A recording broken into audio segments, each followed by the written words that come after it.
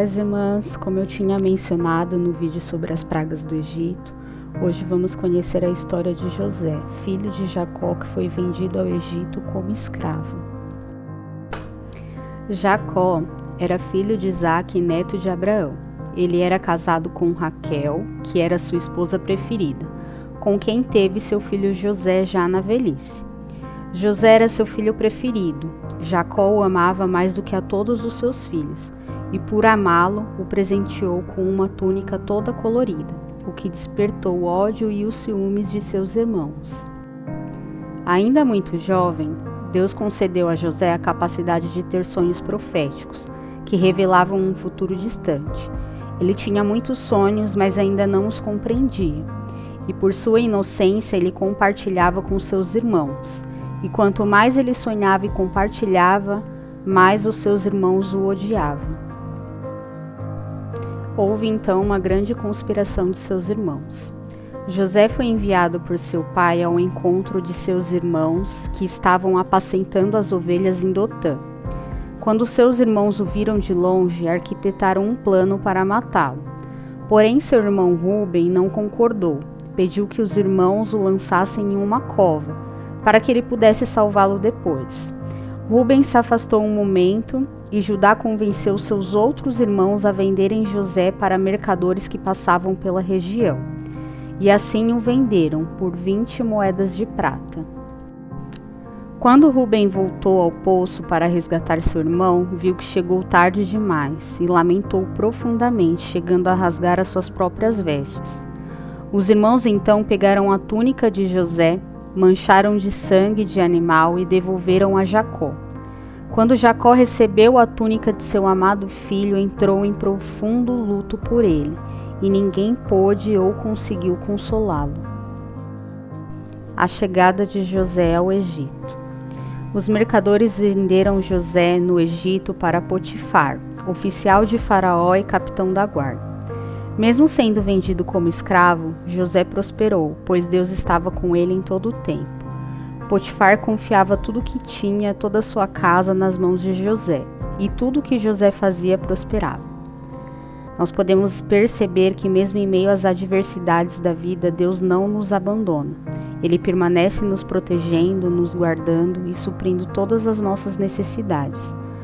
Podemos não compreender os seus caminhos, assim como José não compreendeu quando ele foi vendido por seus irmãos. Mas Deus tinha um plano para seu futuro, assim como tem para o nosso futuro também.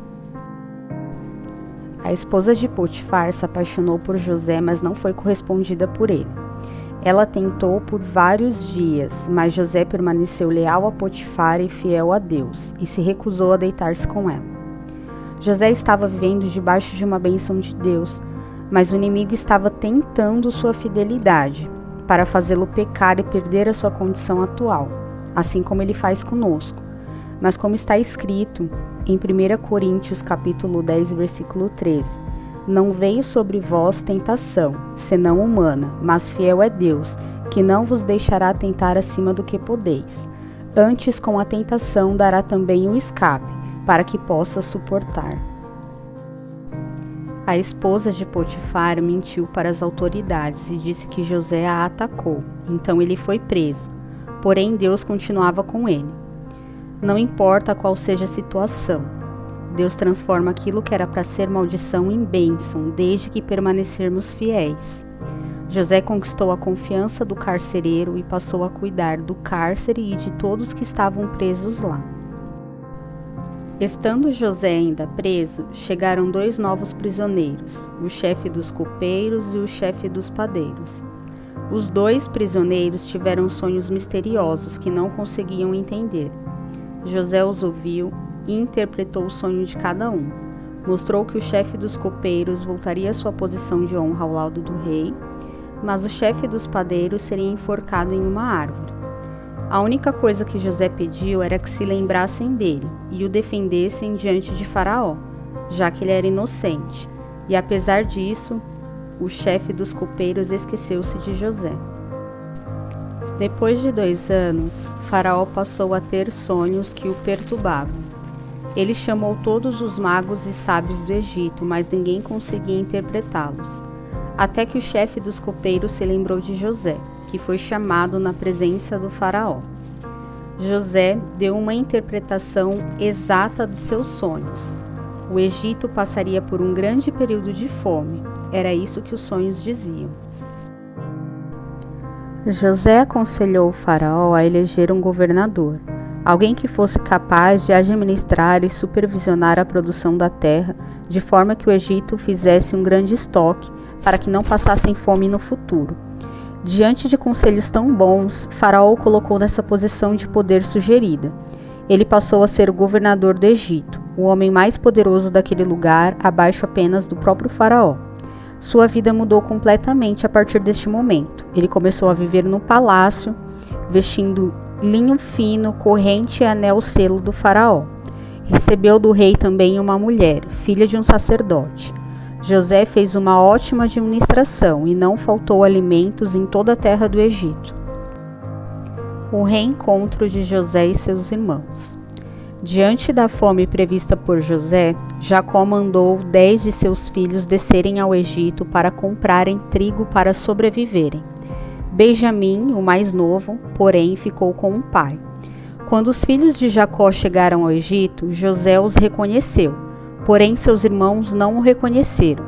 José os manipulou para que fossem buscar Benjamim, pois queria muito vê-lo.